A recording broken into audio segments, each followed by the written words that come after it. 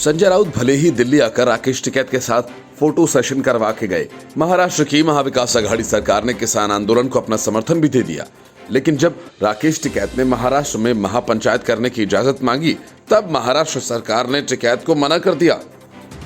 जाहिर है, इजाजत नहीं मिलने के बाद अब राकेश टिकैत महाराष्ट्र में महापंचायत नहीं कर पाएंगे।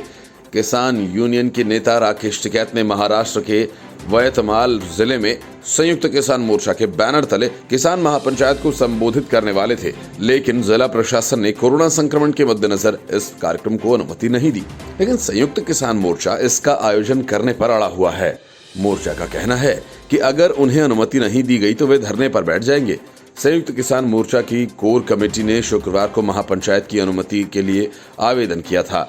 जिलाधिकारी ने इस बारे में फैसला लेने के लिए पुलिस अधीक्षक को अधिकृत कर दिया है। जिलाधिकारी एमडी सिंह ने पहले कह दिया है कि मोर्चे को अनुमति नहीं दी गई है।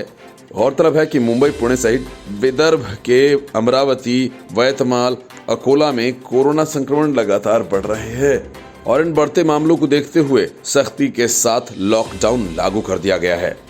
संयुक्त किसान मोर्चा की ओर से कहा गया कि हमें दिल्ली के किसान आंदोलन को महाराष्ट्र सरकार का समर्थन मिला हुआ है। अब वहां महापंचायत होनी है तो रोकने की कोशिश की जा रही है। किसान मोर्चा के विदर्भ के संयोजक श्रीकांत तराल का कहना है कि आजाद मैदान में निश्चित समय पर किसान महापंचायत होगी, जबकि विदर्भ के किसान नेता किशोर तिवारी ने बताया कि आजाद मैदान में महापंचायत करने की अनुमति नहीं दी गई है। ऐसे में ऑनलाइन महापंचायत होगी। असल में यवतमाल से राकेश टिकैत मेगा रैली करना चाहते थे, लेकिन एक फर्जी कॉल की वजह से सारा खेल खराब हो गया और राकेश टिकैत को अपनी यात्रा रद्द करनी पड़ी।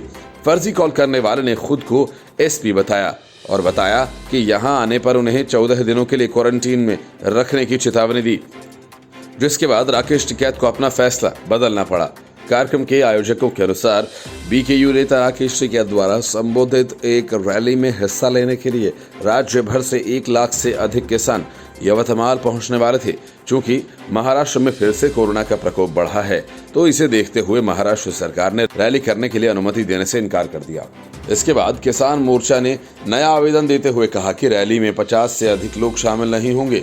हालांकि आयोजन के आयोजकों ने एसपी के नाम एक फर्जी कॉल को कार्यक्रम को रद्द करने के लिए जिम्मेदार ठहराया, जिन्होंने राकेश टिकैत को राज्य में आने पर 14 दिन के लिए क्वारंटीन में भेजने की चेतावनी दी थी। किसान मोर्चा के महाराष्ट्र विंग से संदीप गिद्दी पाटिल ने बताया कि टिकैत को एक कॉल आई थी, जिसने खुद को यवतमाल का एसपी बताया। उन्होंने टिकैत को जिले का दौरा करने के खिलाफ चेतावनी देते हुए कहा कि अगर बीकेयू नेता यवतमाल का दौरा करते हैं तो उन्हें 2 सप्ताह के लिए क्वारंटीन में रखा जाएगा। जिसके बाद राकेश टिकैत ने डर से नहीं जाने का फैसला किया, क्योंकि क्वारंटीन में रहने पर गाजीपुर साइट पर विरोध प्रदर्शन बाधित होने का खतरा था।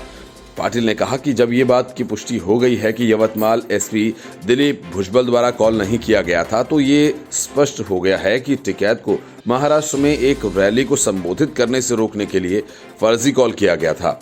यवतमाल एसपी ने कहा कि उन्होंने केवल आयोजकों को कॉल कर उनसे कड़ा रुख अपनाने को कहा था।